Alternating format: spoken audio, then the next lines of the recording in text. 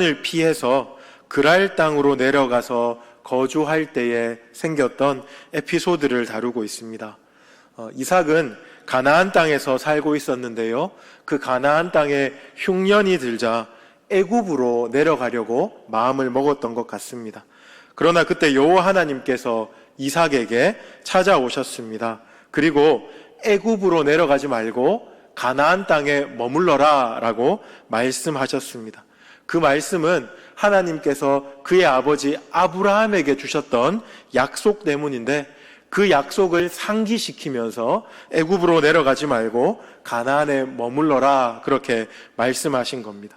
2절 하반절에 보시면요, 2절 말미에 보시면 내가 내게 지시하는 땅에 거주하라 라고 하나님께서 이삭에게 말씀하시는데요, 이 말씀은 창세기 12장 1절에 하나님이 아브라함에게 하셨던 그 말씀과 같은 말씀입니다. 내가 너에게 지시할 땅으로 가라 그렇게 말씀하셨던 하나님께서 이삭에게 내가 내게 지시할 땅에 거주하라 그렇게 말씀하셨습니다. 그리고 4절 보십시오. 4절 서두에 보시면 내 자손을 하늘의 별과 같이 번성하게 하며 라고 기록되어 있는데, 이 말씀은 창세기 15장에 하나님께서 아브라함에게 하셨던 말씀입니다. 태에 자식이 없자 아브라함은 다메섹 사람 엘리에셀 그를 그의 상속자로 삼으려고 했었습니다. 그때 하나님께서 그가 너의 상속자가 될 것이 아니고 네 몸에서 난 자가 너의 상속자가 될 것이다 라고 말씀하시면서 하늘의 별과 같이 이런 표현들을 사용하셨습니다. 지금 아브라함에게 쓰셨던 그 표현을 이삭에게 동일하게 쓰면서 아브라함에게 주었던 그 약속이 지금 아들 이삭에게 연결되고 있다라는 것을 하나님께서 확신시켜 주고 계시는 것입니다. 그런 확신 때문에서인지 이삭은 애굽으로 내려가지 않습니다. 가나안 땅에 머물게 되는데 흉년 때문에 가나안에서는 가장 비옥한 곳으로 알려진 그랄로 이주하게 됩니다. 그랄 땅의 그곳에서 이제 이삭의 삶이 펼쳐지게 됩니다. 그런데 6절 이하에 보면 그랄 땅에 간 이삭은 하나의 어떤 위기를 만나게 됩니다. 무엇이냐면 그의 아내가 아름다웠던 고로 사람들이 그의 아내 때문에 자기를 죽일까봐 아내를 누이라고 속이게 되는 그런 일을 겪게 되는 겁니다. 오늘 본문에서는 그 사건에 대해서 이렇게 기록하고 있습니다. 7절 한번 보십시오. 그곳 사람들이 그의 아내에 대하여 물으매 그가 말하기를 그는 내 누이라 하였으니 리브가는 보기에 아리따움으로 그곳 백성이 리브가로 말미암아 자기를 죽일까 하여 그는 내 아내라 하기를 두려워함이었더라. 지금 이삭은 리브가를 위해서가 아니고 자기를 위해서, 자기를 보호하기 위해서 지금 그의 아내를 누이라고 속였습니다. 그런데 어떠한 일이 발생하게 되었습니까? 결국에는 그 땅의 지도자였던 아비멜렉이 그것을 목격하게 됩니다. 리브가가 누이가 아니고 아내라는 사실이 발각되면서 그가 큰 위기에 봉착하게 되는 것을 우리가 살펴볼 수 있게 됩니다. 지금 왜 이삭은 그의 아내를 누이라고 속였던 것일까요? 우리가 7절과 9절에서 발견할 수 있는데요. 제가 7절을 읽어드렸는데 7절 하반절을 보시면요. 그곳 백성이 리브가로 말미암아 자기를 죽일까 하여 그는 내 아내라 하기를 두려워함이었더라. 지금 이삭은 그 죽음의 공포, 죽음의 두려움을 느꼈던 것 같습니다. 죽을까 두려워함이라 라고 7절에 기록되어 있죠. 9절도 마찬가지입니다. 9절 하반절에 보시면 이삭이 그에게 대답하되 내 생각에 그로 말미암아 내가 죽게 될까 두려워함이었음이로다. 지금 또 똑같이 반복되고 있습니다. 내가 죽게 될까 두려워서 내가 거짓말을 했다 이렇게 말하고 있습니다. 7절과 9절에서 모두 죽게 될까 두려워하였다라는 말이 반복되면서 정말로 이삭이 지금 그랄 땅에 가서 자기 아내 때문에 죽을까봐 두려워서 이런 상황들이 펼쳐졌다 하는 것을 우리가 알 수 있게 됩니다. 그런데 하나님은 이런 이삭의 거짓말을 기뻐하지 않으셨던 것 같습니다. 제가 방금 말씀드렸던 것처럼 그 잘못된 그 거짓말이 하나님이 드러내실 때 드러나게 되는데, 어느 날 이삭이 그 안에 리브가를 껴안은 모습을 다른 사람도 아닌 블레셋의 지도자 아비멜렉에게 직접 목격당하게 됩니다. 그것이 거짓말임이 들통나고 이삭은 아비멜렉에게 크게 책망을 받게 됩니다. 이 이삭이 가진 두려움 때문에, 이 이삭이 가지고 있는 두려움 때문에 그가 하나님께서 약속해 주셨다는 것을 신뢰했음에도 불구하고 지금 그랄 땅에서 거짓말을 하게 되고 또 여러 가지 사건들이 발생하는 것을 우리가 보게 됩니다. 저는 이 이삭의 모습과 오늘날 저의 모습과 많이 이렇게 오버랩되는 것 같다고 생각했습니다. 이삭은 하나님의 약속을 믿고 애굽 땅으로 내려가지 않고 담대하게 그랄에 머물렀습니다. 하나님의 부르심이다 믿고 하나님의 약속이 있다고 믿고 애굽 땅으로 내려가지 않았으면 이제 무언가 축복된 상황이 펼쳐져야 하는데, 이삭은 그 축복된 상황을 누리기에 앞서 누리기도 전에 두려움에 완전히 잠식당하고 맙니다. 이렇게 두려움에 벌벌 떨면서 하나님의 백성으로서 아름답지 못한 선택들을 하고 있는 거죠. 제가 저의 모습과 많이 오버랩 된다 이런 말씀을 드렸는데, 제가 이 말씀을 이렇게 깊이 묵상하다가 제 모습이 떠올랐습니다. 제가 명색이 사역자지 않습니까? 하나님의 부르심을 받고 이 귀한 길을 걸어가고 있습니다. 하나님께서 너는 목회했으면 좋겠다, 너는 하나님의 백성들 말씀으로 잘 가르치고 목양했으면 좋겠다 하는 그 약속의 말씀을 붙들고 이 길을 걸어가고 있는데, 이 길에서 하나님께서 저에게 주시는 축복을 경험하기도 전에 많은 두려움에 빠져가지고 이러지도 못하고 저러지도 못하는 그런 모습들을 제 안에서 많이 발견하게 되는 겁니다. 여러분들이 교회 생활을 오래 하면서 이 부목사, 부교육자의 포지션이 굉장히 애매하다는 것 여러분도 너무 잘 알고 계실 겁니다. 아내랑 한 번씩 그런 얘기를 합니다. 만약에 담임으로 청빙받지 못하면 어떻게 할까? 나이가 차고 차서 더 이상 부목사로 불러주는 곳이 없으면 어떻게 할까? 아내가 그런 얘기합니다. 그럼 김밥 장사합시다. 그런 얘기합니다. 두려움의 한켠에 있는 모습이죠. 비단 저뿐만 아닙니다. 제가 이제 같이 신학을 같이 했던 동기들을 만나면 전신에 다 그런 이야기들입니다. 대구에서 알아주는 큰 교회 부목사로 있다고 할지라도 이런 두려움은 쉽게 이렇게 없어지지 않는 것 같아요. 이렇게 하나님께서 불러주신 그 약속의 길을 걸어감에도 불구하고 두려움에 사로잡혀 있는 이런 모습들을 보게 됩니다.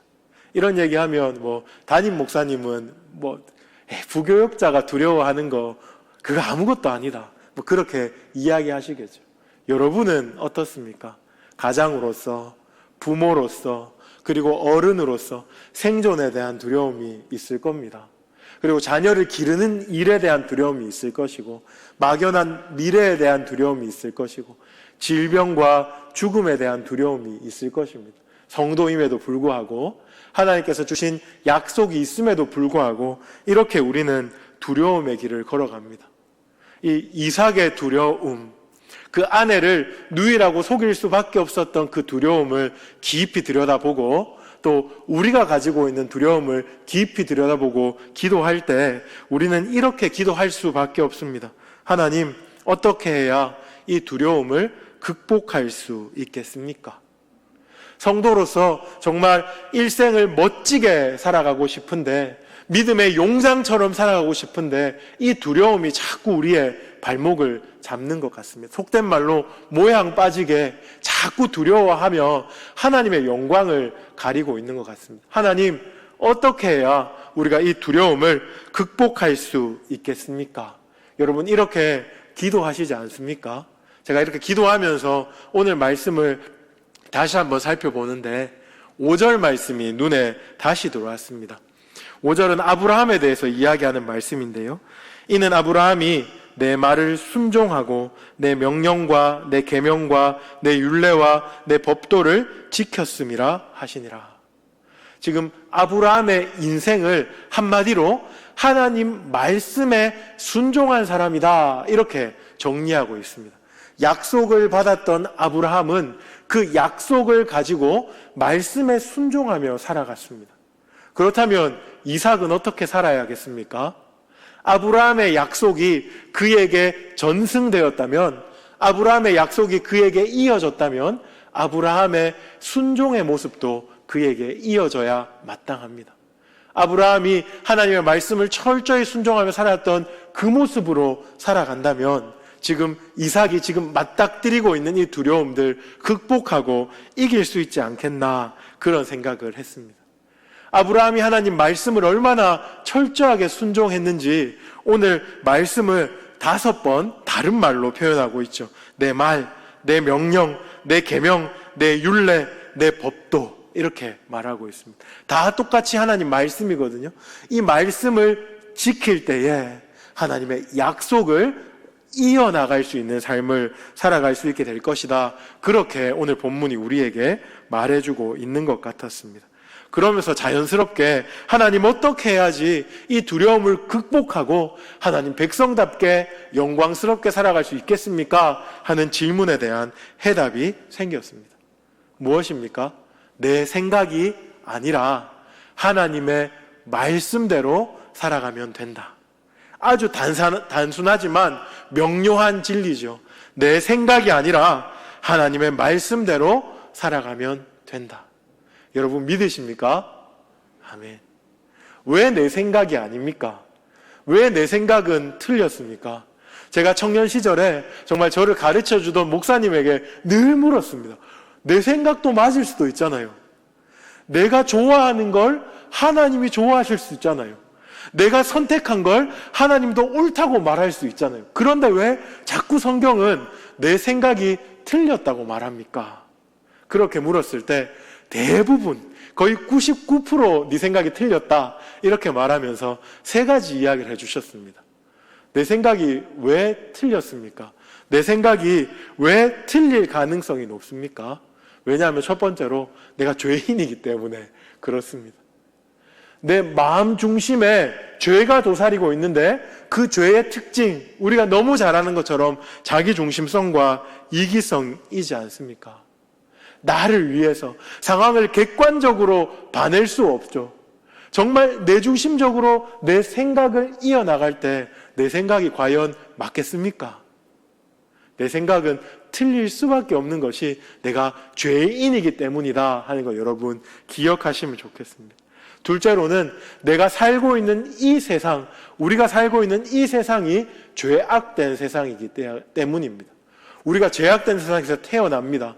죄악된 세상의 가치관으로 교육을 받습니다. 또한 죄악된 세상에서 살아갑니다. 죄악된 세상의 미디어들, 죄악된 세상의 매체들의 많은 영향을 받습니다. 물질 만능주의적인 생각, 성공 지향적인 생각, 약육강식 적자생존의 생각에 우리도 모르게 거룩한 심령이 상하게 되는 거죠.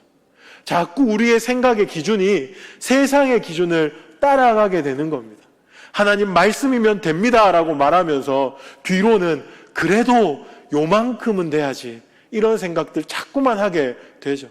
세상이 악하고 그 악한 세상 속에 우리가 살아가기 때문에, 그리고 그 악한 세상의 사고방식에 내 생각이 자꾸 물들기 때문에 우리가 내 생각을 신뢰할 수 없게 되는 것입니다. 마지막으로 내 생각, 사람의 생각과 하나님의 생각을 비교할 때 사람의 생각은 정말로 어리석고 우둔하고 먼지 같다 하는 것을 우리가 알기 때문에 그렇습니다.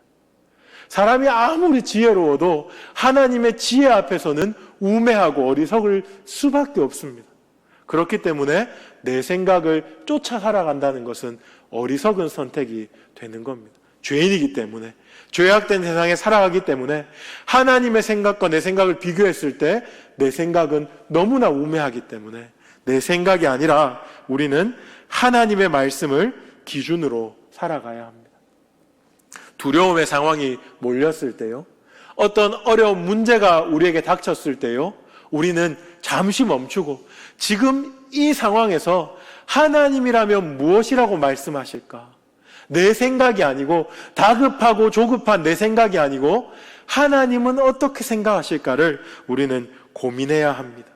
하나님이 어떻게 말씀하실지, 하나님 말씀에서는 무엇이라고 말하고 있는지를 우리가 생각해야 합니다. 그때 우리는 우리의 생각을 뛰어넘어서 하나님의 생각대로 하나님의 말씀에 순종하며 두려움을 극복할 수 있게 되는 겁니다. 여러분, 늘 이 싸움이 우리 가운데 있습니다. 내 생각과 하나님의 생각. 말은 좀 쉽잖아요. 맞아, 내 생각이 아니라 하나님의 생각대로 선택하면 우리가 두려움을 극복할 수 있어. 우리가 승리할 수 있어. 우리가 하나님 뜻대로 살 수 있어. 여기까지 우리가 하나님의 말씀 앞으로 나와왔습니다. 그런데 여러분, 우리가 삶의 자리에서 어떻습니까? 저는 이 땅에서 삶을 살아가면 하나님 말씀이 옳다는 것을 알아요. 하나님 말씀이 내 생각보다 훨씬 더 탁월하고 지혜롭다는 걸 아는데 그 선택의 상황에서 압도적으로 제 생각이 이기는 경험을 참으로 많이 했습니다. 분명히 아는데, 분명히 배웠는데, 분명히 그것이 옳다는 것을 인정함에도 불구하고 자꾸 내 생각이 압도적으로 이기는 겁니다. 하나님의 선하심을 신뢰해야 한다 하는 걸 알면서도 이 상황에서 나를 엄습하는 두려움이 훨씬 더 크게 느껴지는 겁니다. 그래서 하나님 말씀으로 나아가기보다는 서둘러 내 생각으로 나아가서 마치 내 생각으로 하면 이 두려움을 이길 수 있는 것처럼 세상에 기대고 세상을 쫓아가는 것들 참 많이 경험하게 됩니다. 그리고 혹시 어찌해서 하나님의 말씀 앞에까지 나아가서 하나님 말씀이 무엇라고 말하는지 듣는 자리까지 나아간다 할지라도 많은 경우에 이 핑계 저 핑계 되고 결국 내 생각대로 선택하는 고집스러운 나를 발견하게 됩니다. 답을 아는 것이 중요한 것이 아닌 것 같습니다. 답을 아는 것이 때로는 중요하고 답을 아는 것이 우리 가운데 꼭 필요하지만 답을 안다고 해서 그것대로 살아갈 수 없다. 그것대로 행할 수 없다는 우리의 무능함을 자꾸 경험하게 되는 것 같습니다. 그렇다면 이렇게 내 생각과 하나님의 생각의 싸움에서 하나님의 생각, 하나님의 말씀을 선택할 수 있는 능과 힘은 어디서 옵니까? 우리는 아브라함의 삶을 다시 한번 재조명해 보아야 합니다. 아브라함이 오늘 5절에서 말한 것처럼 순종의 사람으로 평가받을 수 있었던 이유가 무엇입니까? 아브라함이 우리에게 믿음의 조상 아브라함이라는 그렇게 이름으로 알려질 수 있었던 이유가 무엇입니까?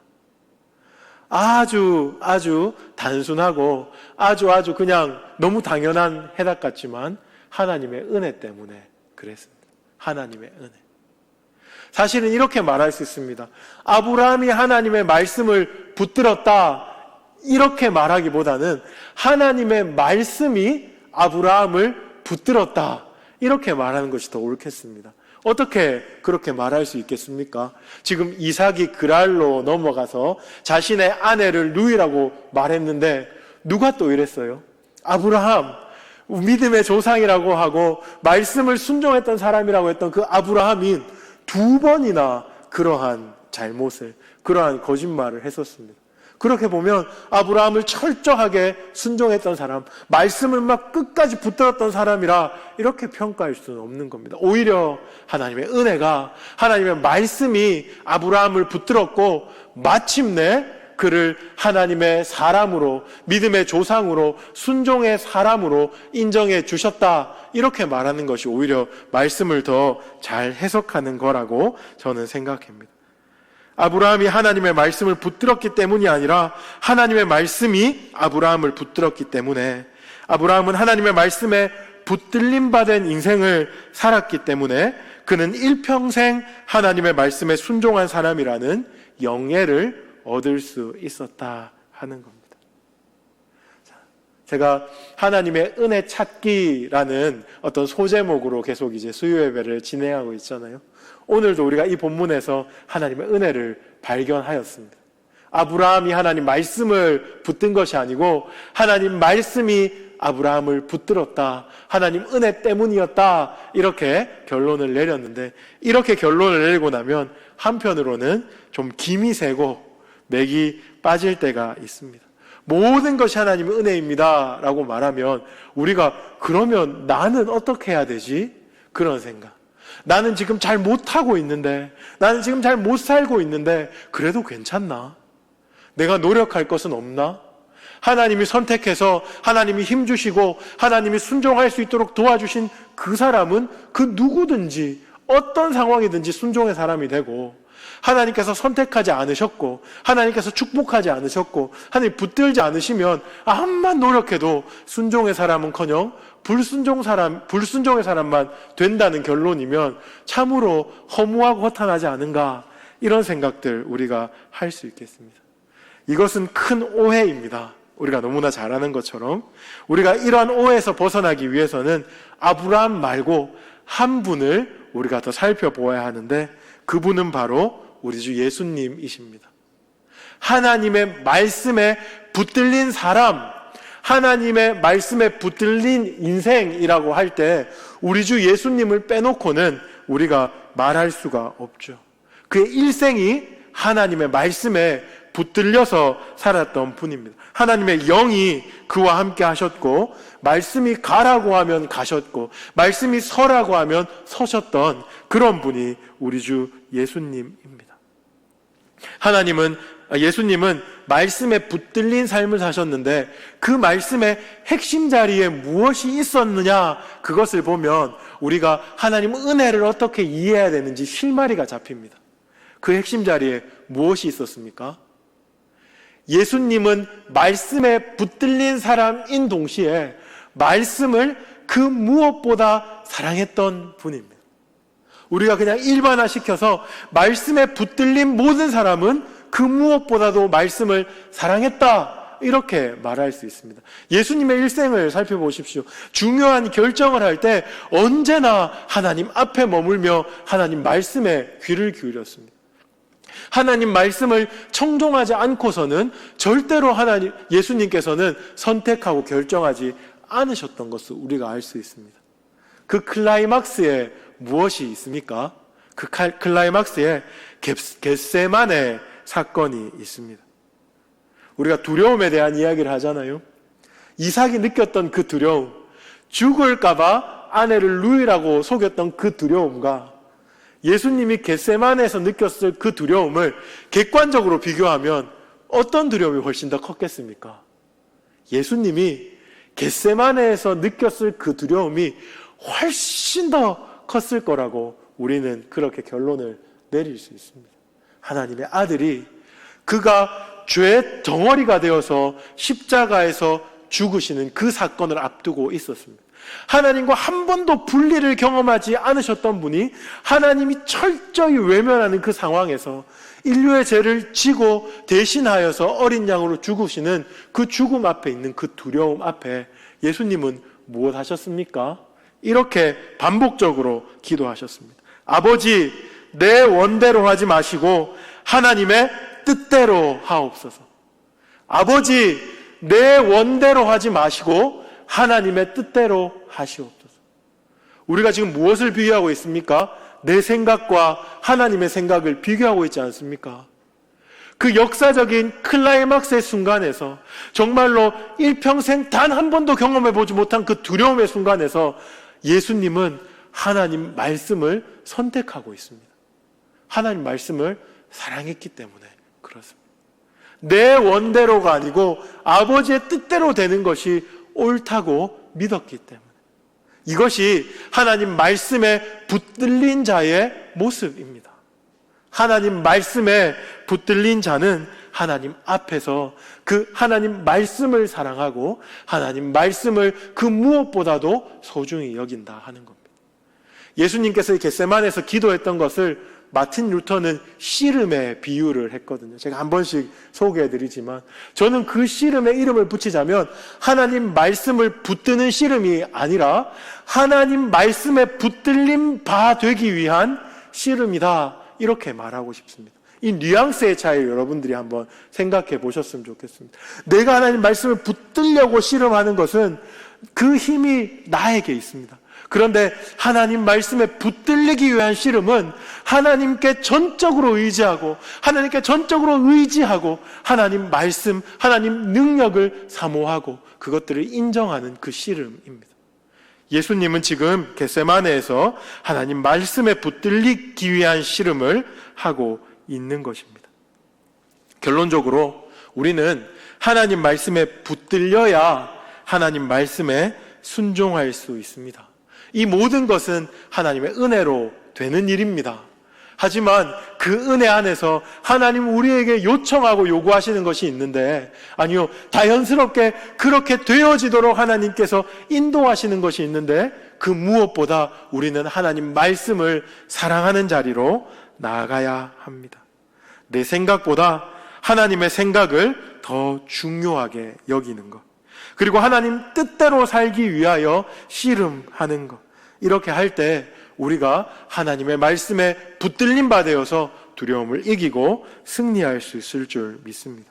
그러므로 우리는 아브라함의 순종, 그리고 예수 그리스도의 순종의 비밀을 아는 자로서 어떤 상황이라도, 어떤 두려움이 닥치는 그런 상황이라도 하나님의 말씀, 하나님의 법도, 하나님의 율례, 하나님의 계명을 지키고자 우리가 힘써야 하겠다 하는 말씀을 여러분들에게 드리고 싶습니다. 다시 한번 강조합니다. 순종은 어떤 특정한 위인들만 하는 것이 아닙니다. 순종은 하나님의 백성이 하나님의 은혜로 하나님의 말씀에 붙들린 바 되어서 하는 일이 순종입니다.